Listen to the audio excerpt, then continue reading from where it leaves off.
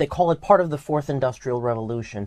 One of the features of this fourth industrial revolution is that it doesn't change what we are doing, but it changes us. The very idea of human being some sort of natural concept is really going to change. Up until now, the conversation we've been having is around freedom of speech. Once we can access people's thoughts and access people's emotions.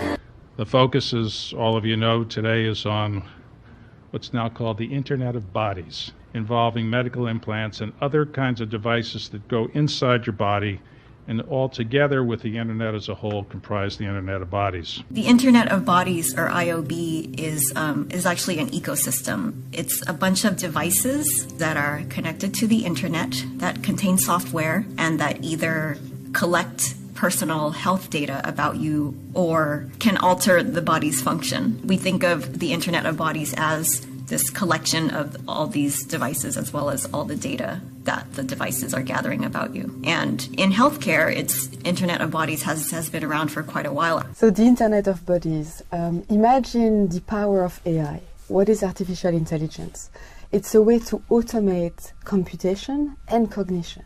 So we can now automate learning, perceiving, doing computation. It's a pervasive general purpose technology that will be used in all of our industries, that will come into our professional networks, our private networks, our schools, our industries and our offices.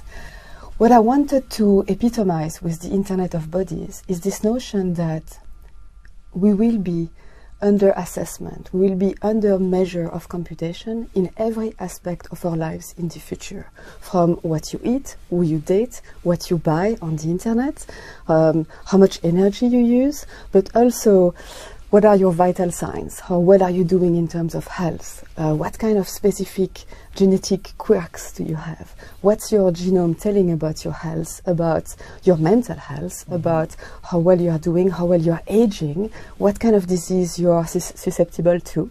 It has a bit of an Orwellian twinge to it. Well, in the 20th century, wireless technology integrated with the human body was nothing more than science fiction. But today, Wi-Fi connected devices like heart rate monitors and sleep trackers have become common parts of American life.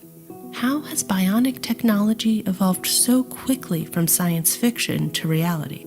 And what could this Internet of Bodies mean for our lives moving forward? RAND researchers are studying this phenomenon and what consumers and policymakers need to know as we veer into uncharted territory. The Internet of Bodies, or IOB, is actually an ecosystem. It's a bunch of devices that are connected to the Internet that contain software and that either collect personal health data about you or can alter the body's function. We think of the Internet of Bodies as this collection of all these devices as well as all the data that the devices are gathering about you. And in healthcare, Internet of Bodies has been around for quite a while. With the advent of the internet, it makes a lot of sense to connect your pacemaker to the internet so that your doctor can be automatically notified if something weird happens, if there's an anomaly. It's natural in a lot of ways to want to understand more about your body, how it functions, how well it's doing. IOB devices could revolutionize healthcare. Unprecedented amounts of personal health data could inform treatment plans that are completely tailored to a patient's needs. There are pills now that have an electronic sensor that let a healthcare provider know whether you have taken the medication. Other things like precision medicine. So precision medicine is the idea of creating pharmaceuticals or treatment like specifically for your body, for your personalized treatment. And I think IOB could really help with that because nowadays a lot of healthcare is based more on, average reactions, whereas with data from IOB devices, you might be able to really more precisely treat a certain disease. But the Internet of Bodies won't be a cure-all. In fact, the largely unregulated market poses risks to the uniquely sensitive data these devices collect. First of all, there's the cyber risk of an actor potentially hacking into the system, whatever it might be. There's the privacy risk of all this data that's being collected, and the regulations about that data are really murky at the moment. And so there's not a lot of clarity into who owns the data, what happens to it, who it gets sold to, how it's being used. And there's even potentially national security and global security risks. A few examples of these risks have already played out in real life.